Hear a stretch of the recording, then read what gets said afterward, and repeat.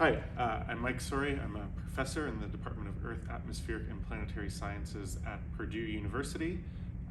My specialty is in planetary geophysics. I study the solid moons and planets of the solar system, and my recently published work is called Can Triton's Internal Heat Be Inferred from Its Ice Cap?, published in Geophysical Research Letters. So in this paper, we look at Triton. Triton is the largest moon of Neptune. We think Triton might have a subsurface ocean of liquid water, so it's a pretty interesting object. And what we try and do in this work is figure out if we can learn anything about Triton's internal heating just from looking at its surface. And specifically, we look at this ice cap that Triton has in its southern hemisphere. It's a polar cap of solid nitrogen ice, so it's made of nitrogen instead of solid water. And we look at the shape and the size of the ice cap to try and figure out if it reveals anything about Triton's internal heating. And we think that it does. We think the fact that this ice cap is so large and so gigantic and so extensive means that it has to be fairly hot coming from the interior. There has to be a decent amount of heat coming from Triton's interior.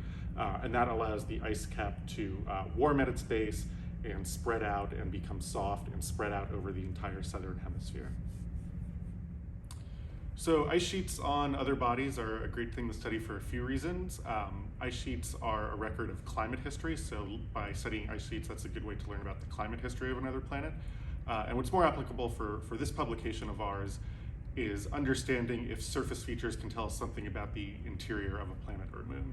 So the interior of a planet or moon is not something that we see directly at the surface in images, so what we try and do in a lot of my work and a lot of my group's work is try and understand what can we learn about the interior of a moon or of a planet by looking at its surface features. And in this publication, the surface feature that we look at is the massive nitrogen ice sheet on Triton. And we think by studying the ice sheet very closely, we can learn something about Triton's interior and how much heat is in its interior.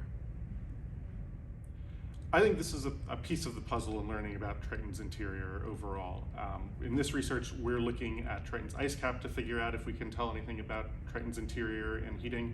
Other scientists have taken different approaches to study Triton's interior, like looking at models of Triton's orbit and how Triton's orbit evolves over time.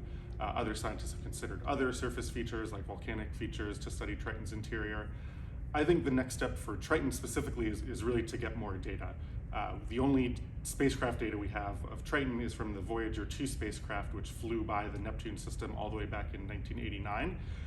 And we have some images and some data of Triton's surface. And I think the next big leap for Triton would require new spacecraft data.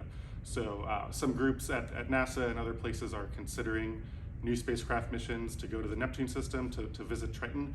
And I think that would be great. And by visiting the Neptune system and Triton with modern instruments, we'd really be able to take the next big leap in Triton science overall, and specifically in studying its interior and its interior heating. So the computer modeling that we use is a technique called finite element modeling. And the idea is we have this computer model of Triton's ice cap, and we apply some heat to the base of the ice cap. And the idea here is that the heat at the base of the ice cap, the base of the solid nitrogen ice, softens the solid ice. So the analogy I like to make to people a lot is think about ice cream sitting on top of like a warm cookie. If ice cream is sitting on top of something warm, you can imagine the base of the ice cream gets very melty and very runny, and the ice cream is softer and it's able to sort of flow outward more easily. And that's the kind of thing that we model in our computer models.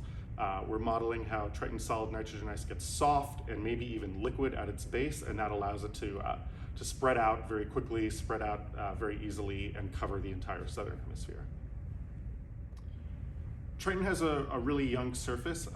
We know that by looking at the amount of craters we see on the surface, and there's not very many craters, so the surface looks very young. It's about, we think, 50 million years old, which geologically speaking is really young. Triton, like most objects in the solar system, is probably about 4.5 billion years old. So a 50 million year old surface is extremely young. It's one of the youngest surfaces in the solar system, and that means the moon is very geologically active. And that may be connected to this idea that Triton is an ocean world. And by ocean world, what we mean is that Triton, we think, is one of the worlds in the solar system that may harbor a liquid ocean of subsurface water beneath a solid icy crust. So that's really exciting, both geologically and geophysically. But these ocean worlds are also one of the places that people are interested in looking for life, because it has potentially liquid water oceans, huge amounts of liquid water under the surface. Whether Triton could harbor life or is one of the best places to look for life, I think we need more data and more spacecraft to the Neptune system to further characterize Triton and its potential subsurface ocean.